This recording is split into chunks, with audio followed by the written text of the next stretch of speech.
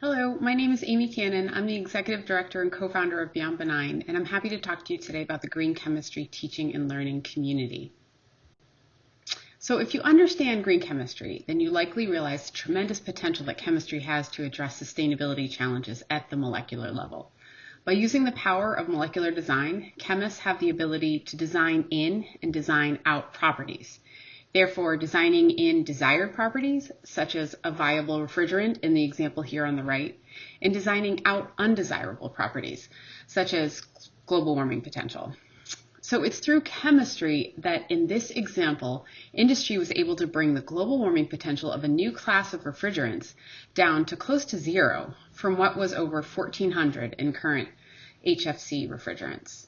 This is an upstream, powerful approach to address the Sustainable Development Goals outlined by the United Nations at the design stage of a product lifecycle, and therefore maximizing impacts because of this proactive, preventative approach. Combined with that power of chemistry to solve sustainability challenges, there's a growing demand for greener chemicals and for scientists with green chemistry skills. Consumers are demanding that companies help to improve the environment, and at the same time, industry is asking for chemists with green chemistry skills, as mentioned in this U.S. Department of Labor post. Chemists with the right skills have the potential to address a whole suite of sustainability challenges. So there's been significant growth in the field of green chemistry and also in green chemistry education over the past two to three decades, as reflected in this graph on the right of the number of green chemistry publications over 2 decades. Despite this growth, we are hearing that barriers still remain in adopting green chemistry in teaching and practice. And if you have a look at the list of responses from this survey, the answers might resonate with you. Crowded curriculum, it's impossible to fit anything new in.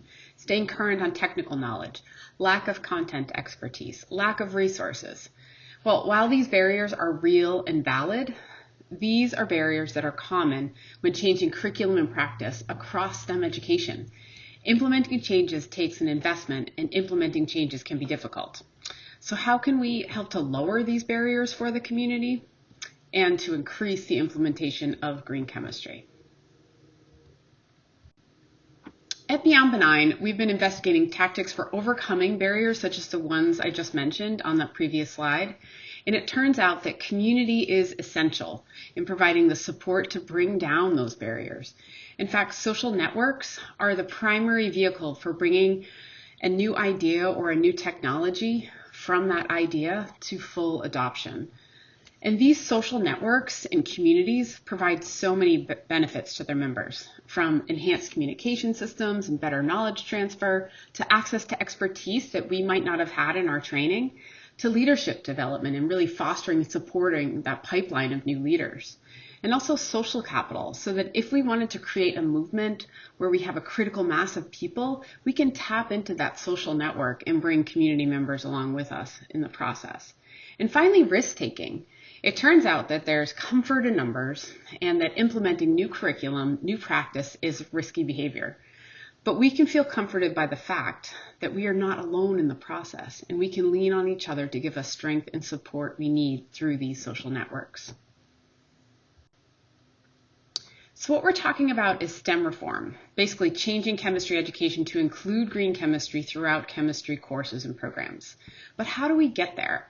As I mentioned, community is key. If you have a look at the definition here of a community of practice, I would argue that the green chemistry education community is indeed a community of practice.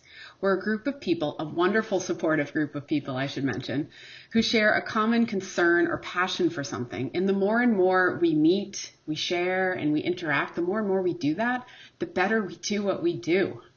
And the community of practice has 3 key components. A domain, so a common ground of purpose and value. And we have this in that we have bought into the importance of green chemistry and including green chemistry in our teaching and practice.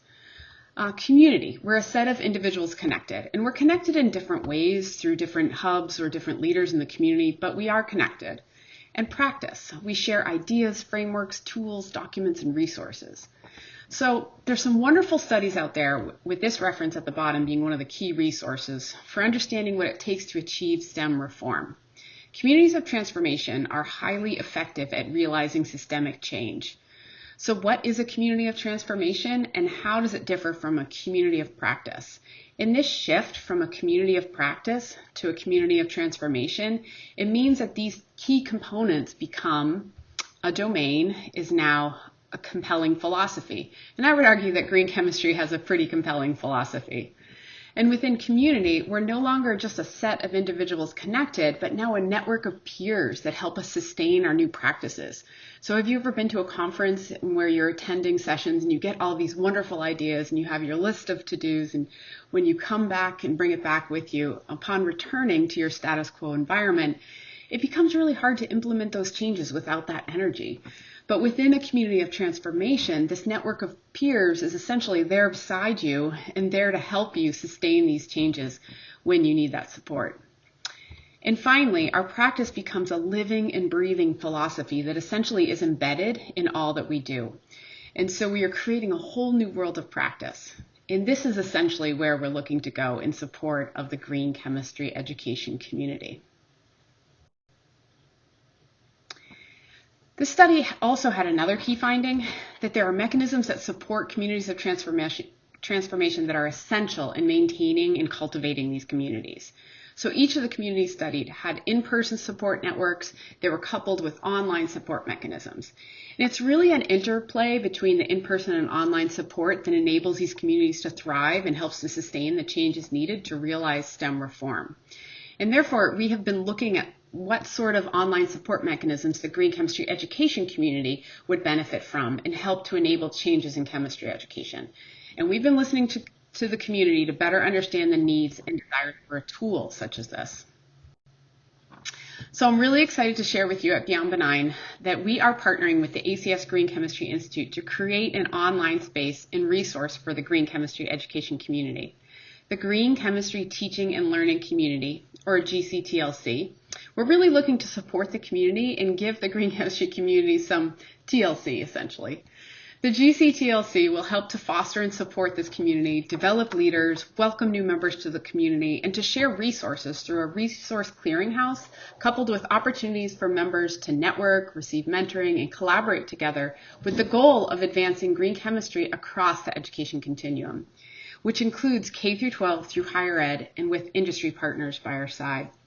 The development of this platform will be ongoing, anticipated to be about 3 years, with the final resource anticipated to launch for 2023. Our key pillars as we are developing this tool are that we're looking to drive awareness and adoption of green chemistry. We're looking to develop, distribute, and share high-quality resources, and not just our own resources, but also resources shared by community members. We'll also be looking to create a diverse, equitable, and inclusive green chemistry community.